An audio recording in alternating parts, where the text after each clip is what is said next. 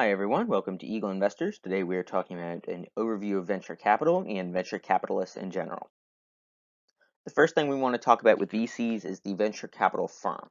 So a venture capital firm differs from an angel investor in that a venture capital firm is an entity and not a person.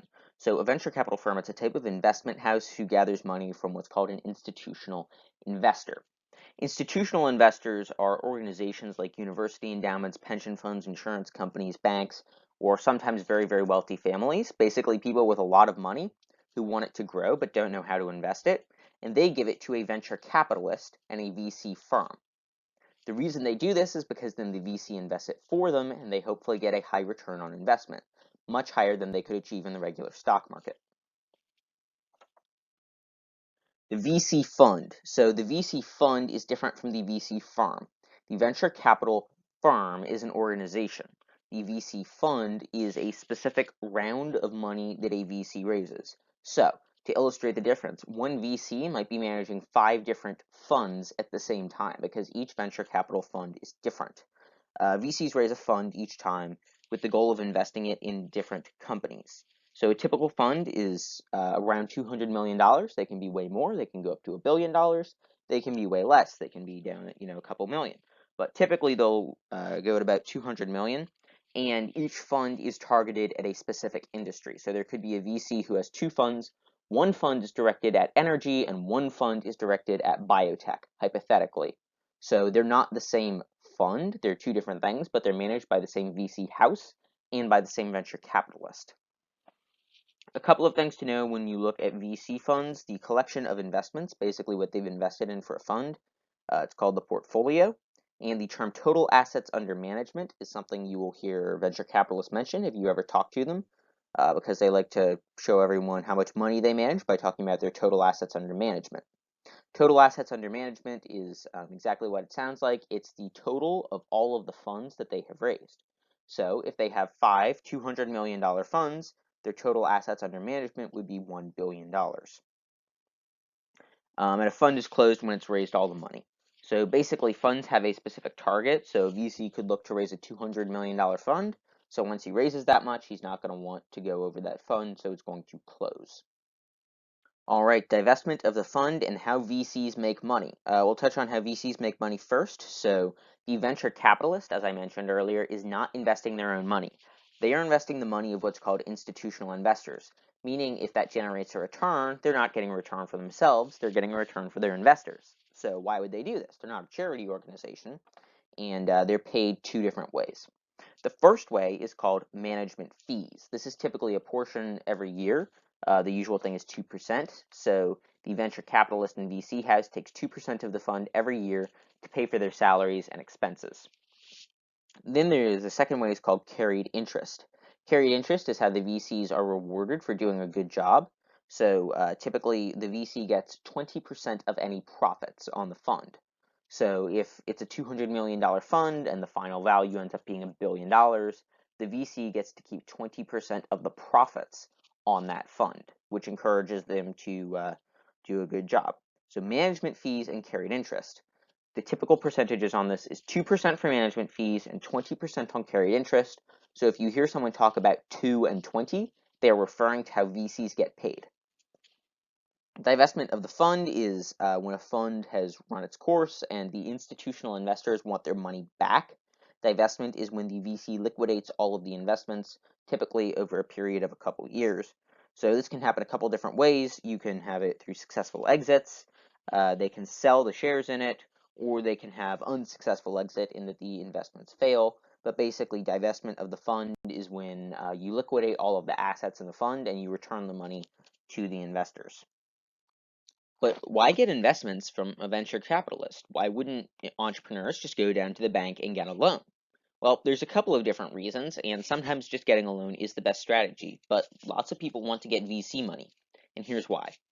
First of all, you can get large capital investments, which are often significantly larger than a loan. Loans from the bank work off something called collateral, meaning if you do not have collateral, like a house or some other asset that you can put up to guarantee the loan, the bank won't want to lend you money. especially loans ranging, from the 20 to $30 million range. You're going to have a hard time finding finding a bank that will give that to a small business. Venture capitalists will often take those kinds of risks. They also can give additional money if needed.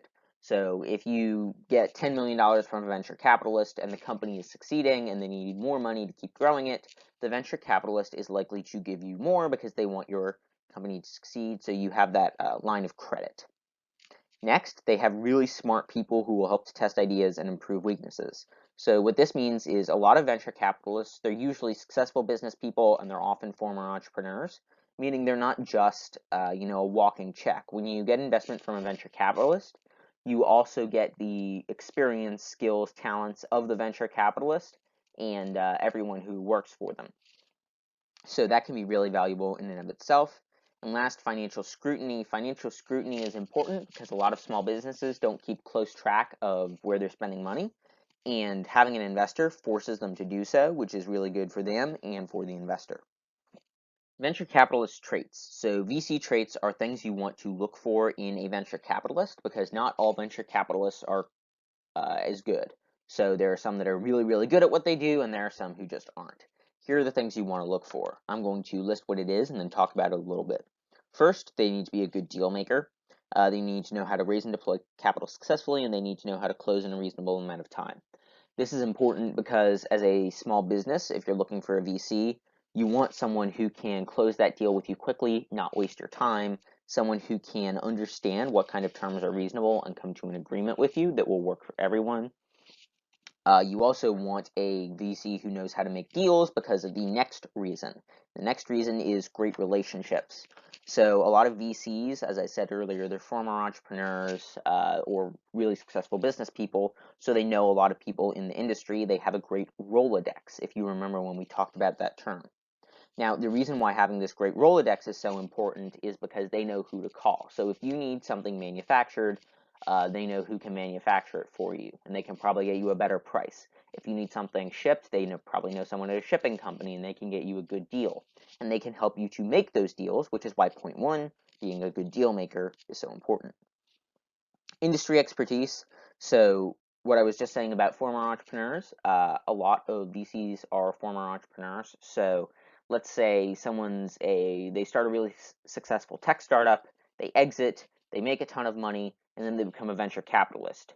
They have a lot of industry expertise in the tech space because they've started their own company, they've raised money, they've built a company, and let's just say they've sold it or they've IPO'd it. So they know everything you're doing, they've been successful at it, and so they can help guide you through that process, which ties really well into the fourth one, which is mentorship and coaching. Basically, if they know a lot about the industry, they can help walk you through that because a lot of them have done what you're doing before, and having someone there to show you the ropes and help you along can be exceptionally helpful. Track record of success. VCs typically invest over longer periods of time. So if you're an entrepreneur who's looking for money, you can look at different venture capitalists and see which ones have track records of success. Have their past investments been successful? Have they been unsuccessful? Why? Have they given them the support and mentorship and coaching that you're looking for in a venture capitalist, or have they not done that? Fairness, this one's obvious. You want someone who will deal with you fairly and honestly. That's kind of a must. And then knowing their limitations, which is when we talked about good VCs knowing a lot about the industry, often they're subject matter experts, but that does not mean they're experts on everything. So you want a venture capitalist who, yes, they know they are an expert in tech and they know what they're talking about, but at the same time, when it comes to navigating, a legal environment, they know how to check their ego, step back, and say, you need to get someone who really knows what they're doing. I'm not a lawyer, and I'm not the right person to help you with this. What do VCs want out of an investment? Well, money is obvious, but it's a little more complicated than that. So aside from money, here's what they're looking for specifically. An equity stake is pretty obvious when we talk about any kind of large-scale investment, which means they have a partial ownership in the company. So they'll own like 10%, 20%, 50% of the company, whatever it happens to be, depending on the terms. Usually they want a seat on the board of directors and significant input into how the company is run. For those of you who don't really know how boards of directors work, we do talk about that later in the semester, I believe. But basically the board of directors, they're the people who tell the CEO of the company what to do. and they want input into how the company is run, because obviously if a VC is putting $30 million into a company, they want some say about what the company is going to do with said $30 million. And then last, they obviously want money back. They want a strong return on investment, usually 2 to 5 years, so they can give that money back to their investors. We'll discuss more about what's called IRR and ROI in a later session. Now, you might be asking yourself, why is Jack's background up on the screen, and why does it have the word unicorn next to the obvious unicorn? Well, unicorns are actually also a special type of company that VCs want to look for. So unicorn, the definition of unicorn is kind of loose. It's more of a general term, not a specific one. But generally, a unicorn describes an insanely successful tech company. Often the metric that's used is if it has $1 billion valuation before it actually returns profits. So well-known unicorns are things like Facebook, Google, PayPal, YouTube, WhatsApp, Airbnb. All of these were unicorns, meaning that they were these tech companies that a VC found and invested in, and it was an insanely good investment, and the companies took off and they became multi-billion-dollar successes overnight. So finding a unicorn is the dream of every venture capitalist, but they do tend to be rather rare, and they're very sought after. So unicorns are something that venture capitalists are always looking for, because everyone wants to find the next Uber or Google or Facebook. All right, that is it for VCs, venture capitalists, venture investment houses. If you have any questions about what we talked about today, you can feel free to ask me during the next meeting, and we will see you then. Bye.